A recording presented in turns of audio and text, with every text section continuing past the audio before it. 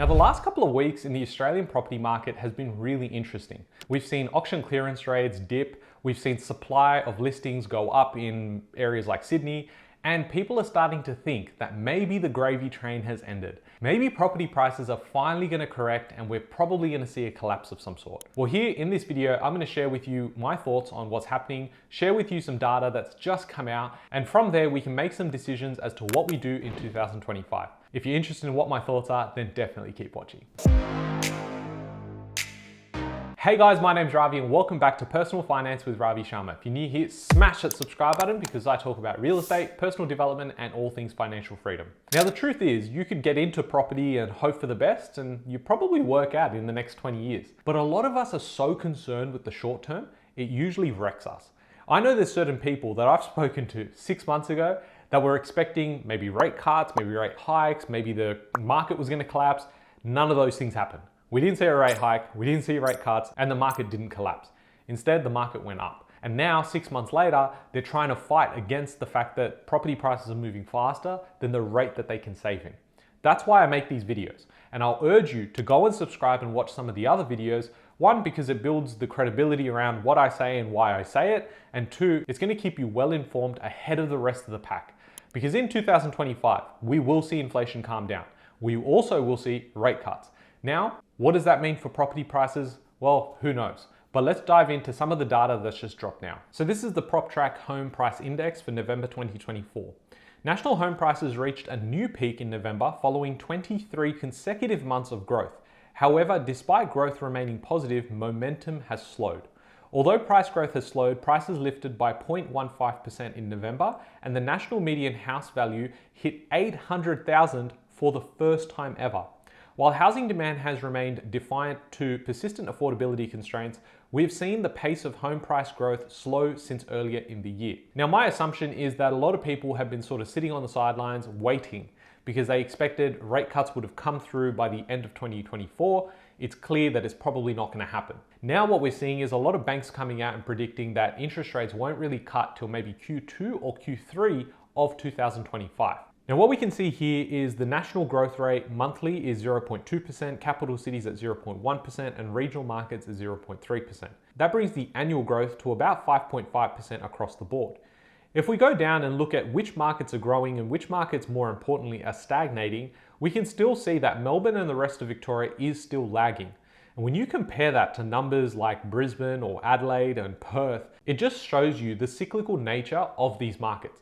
It also shows you the importance of being in the right markets at the right time. I personally like diversifying my portfolio. So if I said I had 5 properties and they were across Sydney, Melbourne, Brisbane, Perth, and Adelaide, I would at any point in time have some properties going up and some properties going down. The good thing about that is it means that every single year there's at least one market going up. And that would mean that I could go and extract some equity out to go and purchase in a different market and purchase counter-cyclically. So if you're someone who goes, I don't want to use a buyer's agent, I don't know what happens outside of Victoria, I'm only purchasing here, you may have had a really good couple of years. But then over the last couple of years, you've been falling behind. And because the market's been going backwards, you really have no option. So if you had 2, 3, 4 properties and they all lost value, you couldn't do anything. Say if you diversified that and you say had 1 property in Melbourne, 1 property in Perth, 1 property in Queensland, even though your Victorian property went down, you would have had your value go up in Queensland and in Perth, which meant that you could use the equity from there. And if you truly believed in Melbourne, you would be able to come back. Or you would go, hey, I really want a property in Sydney, or I want to diversify into Adelaide. You still have the choice. And that's how you DCA or dollar cost average into building a large portfolio. A lot of people don't know this. They go and buy in the neighboring suburb because they understand the metrics. Just imagine outsourcing that and then having the ability to keep your portfolio growing even when times are slow. The softening in growth has occurred alongside a surge in stock for sale, giving buyers more choice and less urgency to transact. Though a significant regional disparities persist, with differing supply and demand conditions driving varied performance. Now here's the key findings. National home prices have hit a new record high in November, rising over 1.5% over the month to sit at 5.53% higher than a year ago. Now keep in mind, a lot of economists have been calling for the collapse because affordability is a concern, rates were going to go much higher, and they've been proven wrong. And this is an average. So if you were in the right markets, like your Perths, your Adelaides, your Queenslands, you would have experienced almost 3x the national house price growth. Hobart and Adelaide recorded the strongest growth in November of the capital cities, followed by Brisbane and Canberra. Melbourne ranked as 5th most expensive capital in November, down from 4th place in October and 3rd place earlier this year. Values in Adelaide have now surpassed Melbourne after Brisbane dwelling values surpassed Melbourne earlier this year. Perth, Adelaide and Brisbane remain the strongest capital city markets for annual growth, with prices up 18.74%, 14.64% and 12.56% in the past year respectively. Now I know you might be looking at this data and saying, oh my God, that's the best place to buy. Let me go buy stuff in Perth and that's where I'm going to go and that's how I'm going to get the gains for next year. Chances are Perth is going to grow next year, but don't forget, everything works in cycles. There's periods when the market goes down, periods where the market stagnates and goes sideways, and then periods where markets go up. This is where data and research come into it, because you could get into an area that might just be really undervalued because it was unknown, there was a lack of knowledge. So in that case, you probably have greater upside for a longer period of time.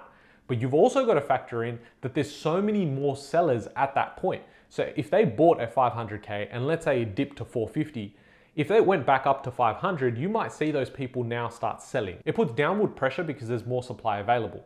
That's exactly what happened in Perth. Now at Search Property, because we have a full-blown research team, we were early into Perth. And when we got in there, it was significantly undervalued. We realized that some people had bought their property for 500K and now it was worth only 300 or 350K. Once we purchased the property at 350, we saw the values go up fairly quickly. But what was interesting was so many people that had bought for say 500 were selling for about 500 as well, about 8 or 9 years later. And the reason they were selling was because they felt like this market wasn't going to last forever and they just wanted to cash out. They had been ruined for the last 8 or 9 years and now they just wanted to cash out. But the difference here is that the dynamics are totally different. You also can't factor in that because it went down 8 years ago, it would go down 8 years later. Now that would make sense if nothing's changed, but so much has changed in an area like Perth. This is where it comes down to your strategy and risk profile, because if you need something to grow as fast as possible, you get into the momentum markets. But if you're looking at areas where you're going, hey, I want long-term growth and maybe I'm okay because I don't need the equity from the first property, I've got enough of a deposit to purchase 3 up front, then I'd be going and having flexibility around which locations I get into. But I definitely would be diversifying. Now, Australian median home value hits $800,000 for the first time despite surge in stock for sale. Australian home prices hit a new peak in November after 23 consecutive months of growth. Prices lifted in every capital city in November except Melbourne, though the pace of growth has slowed as buyers enjoy more choice. This is a simple case of supply and demand. If you think a market can never go down, just watch. If supply comes into that market, you're gonna get absolutely ruined. And this brings me on to some good and bad news. We have 2 states where new apartment approvals have absolutely exploded. And that's good news for people that want to go and buy a place just to live in, have more choice because now prices won't go up. But it's bad news for anyone that thinks this is a good investment. Because if you have supply increase at the level that it could be, I've always said on this channel, if approvals move up, you're going to see supply increase in the next 12 to 18 months, and that is going to be followed by a sharp decrease in prices. So almost 15,500 new homes were approved for construction across Australia in October, marking the highest number of approvals since December 2022. The latest ABS figures showed home building approvals rose 4.2%. The overall rise was driven by an increase in apartment developments approved in New South Wales and Victoria, with unit approvals rising almost 25% compared to last month. And this is why I have urged you guys on the channel, be very, very careful when you see these really nice people selling you really nice properties off the plan, saying this is the new growth area. Look, it's in the CBD, and look, there's apartments and they look so nice. This is where you need to be worried, because when you start seeing approvals like this come in, and they are largely driven by apartments in building blocks that are going to be in these CBDs, you're going to screw yourself over.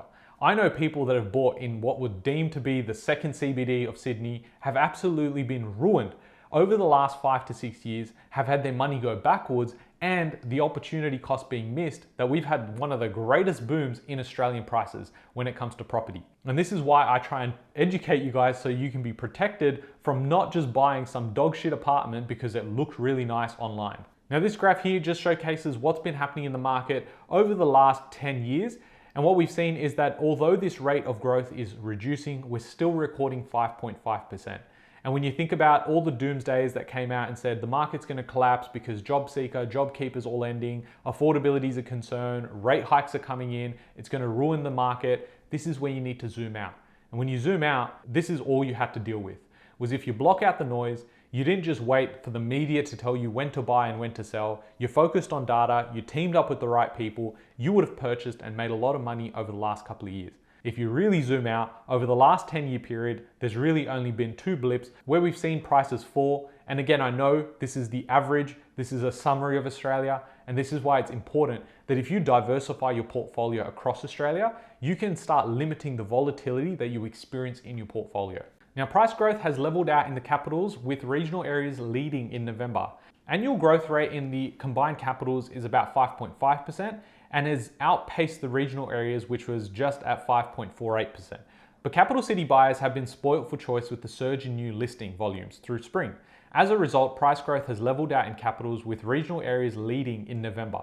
Prices in regional areas rose by 0.26% over the month, more than 2x the lift in capital cities. And this is where it comes down to supply and demand. If we're going to see approvals come in, this is you preparing for what comes in the next phase of this market, is you want to look at the approvals. You want to see where the projects are coming in. And if there's more approvals in a particular area, it pretty much gives you an insight or a sneak peek into where property prices are most likely going to fall in the next 18 to 24 months. This is how you stay ahead of the curve, and you probably position your portfolio starting right now.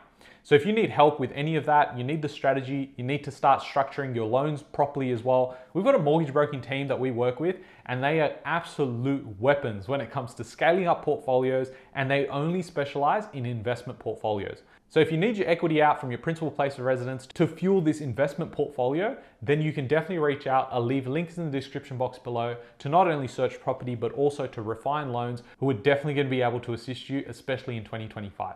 I hope you guys have enjoyed this video. If you have, smash that like button, subscribe if you haven't already, and I'll catch you guys in the next one. Thanks, guys.